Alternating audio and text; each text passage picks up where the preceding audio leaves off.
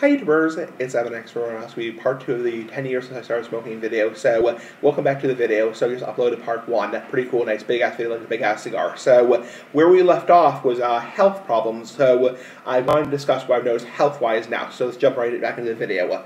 Okay, so anyway. So what I have noticed health-wise in the last, excuse me, my nose is a little itchy, what I've noticed in the last 10 years for health-wise. So dry gums, dry mouth, dry throat, waking up with a slightly scratchy throat, getting small sores in the corners of my mouth occasionally due to holding a pipe a certain way, a little bit of, cough, a little bit from too frequent smoking, and also in the morning. So I basically want to discuss right now, am I surprised after, 10 years of smoking that I've noticed so quote-unquote, little health-wise? And the answer is no.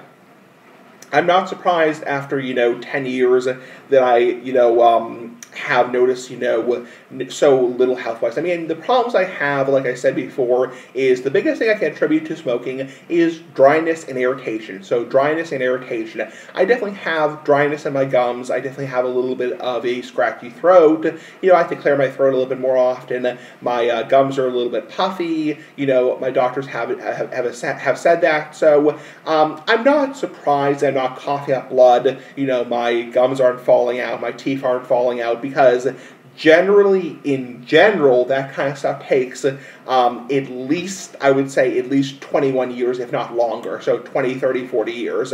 So we'll have to see, in 20 years, if I still have the same degree of health problems I do now. And I'm planning on making videos for the indefinite future. So anyway, I'm not surprised that I haven't noticed, significant health problems, because 10 years, while it's a long time, it's a decade. I want to discuss, 10 years is a big deal. It's a decade. It's a decade of smoking. I'm not super surprised, because in general, you don't notice, significant health problems. Even if you're a cigarette smoker, I've known people who are cigarette smokers who have been smoking a pack a day for 10 years, and they're not coughing up blood, hacking up phlegm, and, they're not, in the hospital if you have terminal cancer. So that's scary. So it's like, generally that stuff takes much longer than 10 years. However, I will say this, a lot of people after 10 years of cigarette smoking do have a lot more health problems. They have a lot more persistent cough, and I do want to talk about, my personal health problems now. So I want to talk about the smoker's gag or smoker's reflux. I call it kind of like a morning irritation. So a morning irritation. So I wake up in the morning and I start walking around, I start, doing my stuff on my computer, having coffee and breakfast, eggs, nice big ass eggs like the big ass cigar. I definitely have a little bit of an irritation in the morning, what I would call a minor morning cough. So I have a little bit of like mucus in my nose, a little bit of, a cough, and a little bit of scratchiness in my throat, a little bit of, I had to clear my throat. And like my dad said, my father said, it's probably things in your upper respiratory system, your upper airways, things settling in the morning for the first like hour or two. So when you wake up, especially if you lie on your back, especially if you eat a little bit too fast, it's probably things settling in your upper airways and your upper respiratory system for the first like, X amount of time, hour, hour and a half, 2 hours. After about 2 hours, it's gone like it never happened. And that's why it's not really a big deal, because after about an hour and a half or 2 hours, it's gone like it never happened. So I do get, especially if I smoke a little bit too fast, I do get a little bit of a gag. So I've learned to smoke a little bit slower. I want to talk about what I do now to reduce my health risks. So obviously moderation, not inhaling, smoking in a ventilated space, not smoking cigarettes anymore, rinsing out with my mouth out with water, and more recently mouthwash, again to that a little bit soon. Good oral hygiene, having my dentist check my mouth for oral cancer, seeing my doctor regularly, nice big ass doctor like the big ass cigar. So first off, moderation. I keep smoking to typically twice a day, occasionally maybe once or twice a week. I'll smoke 3 times a day, typically 1 cigar, 1 pipe, or 1 or 2 cigars a day. So that's typically what I smoke. I used to smoke a lot more. A couple of years ago, I used to smoke a lot more, like 3 cigars a day or 2 cigars a day, 2 pipes.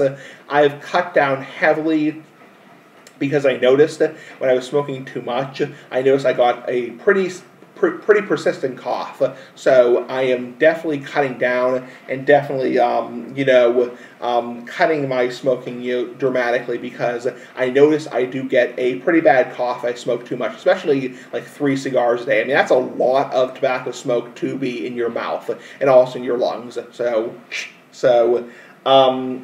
The second thing is not inhaling. So I don't inhale my smoke. So pipe and cigar smoke is not meant to be inhaled, despite what the tobacco smoke inhaling zealots say. So pipe and cigar smoke is meant to be enjoyed in the mouth and the nose and not meant to be inhaled. The third thing is smoking in a ventilated space. So my apartment in Massachusetts, because it's so damn cold here, yeah, damn, is smoke-free indoors. It's smoke-free indoors and smoke-free in common areas, so you can only smoke in one designated area outdoors. People have asked me, is that area inside or that area sheltered? It's not. So it's under a tree, and it's basically just a picnic table with a picnic table and three or four chairs. So it is not sheltered. It's not indoors. Rain, sleet, shine, snow, no matter where you are, you have to smoke in that area. That area on the property. So it's a violation of my lease to smoke in my apartment. So, and I obviously don't want to get evicted. That would be good. So, anyway, I smoke in a ventilated space, and I'm at my parents' house in Massachusetts, because it's so damn cold here. I typically smoke in the garage. In the nice weather, I smoke on the deck, on the patio, but I typically smoke in the garage with the door open, so I'm not breathing in my own secondhand smoke. Because several years ago, when I was breathing in my own secondhand smoke, I tend to get more like chest infection and chest colds, because I'm breathing in my own secondhand smoke. And when I go to my tobacconist Wash City Cigar in Framingham, Massachusetts, because it's so damn cold here, I typically only go there a couple times a year, because you're breathing in a lot of secondhand smoke in the smoking lounge, because it's in a closed space. So I try to limit my exposure there. So obviously not smoking cigarettes anymore. Cigarettes are disgusting. I mean, for a better word, they're fucking nasty. So no offense to people who smoke them, but they're fucking nasty. I mean, they're nasty ass like the big ass cigar. I mean, they are terrible. They cause cancer. They are so expensive. They're so chemical laced, whatever. I mean, unless you're talking about like the high quality cigarettes, I'm getting into that kind of BS. But I mean, it's like they're just disgusting. Cigarettes are disgusting. You're smoking paper. I mean, they're disgusting. They're disgusting ass like the big ass cigar.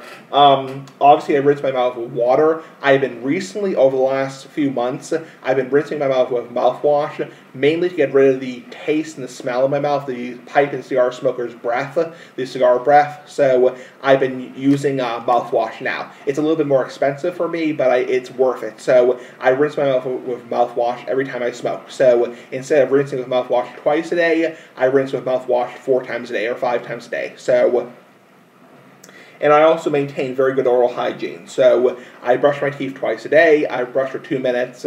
I rinse with mouthwash. I floss my teeth once a day. And I see my dentist. So my dentist, I have my dentist check my mouth every 6 months for oral cancer, and I, have him, examine my mouth, check my cheeks, my gums, my lips, my tongue, for signs of, any change in the soft tissue of the epithelial lining. So next thing is, I don't inhale pipe and cigar smoke, and pipe and cigar smoke is not meant to be inhaled. So it is not meant to be inhaled into the lungs.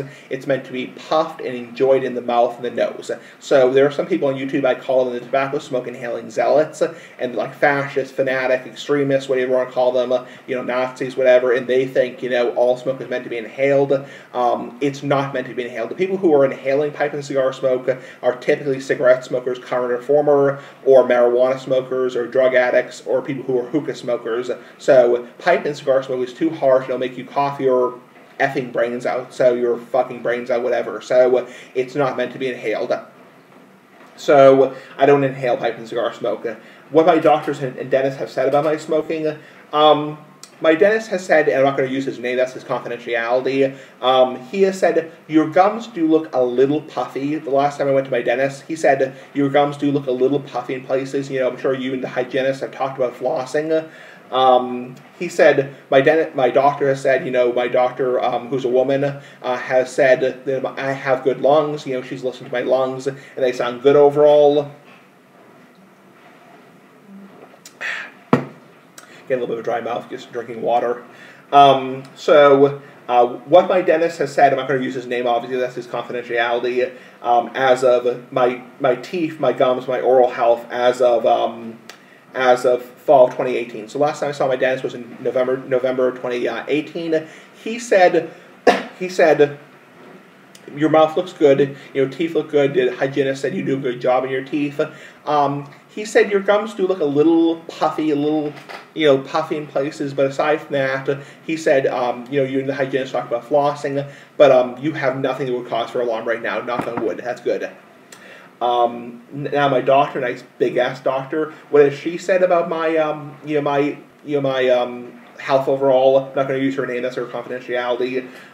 She said, you should quit. I mean, obviously, she has suggested I quit smoking and I go into smoking cessation. That's obviously her medical liability. She has to tell me as a doctor, nice big ass doctor, that I should quit smoking. That's her medical liability.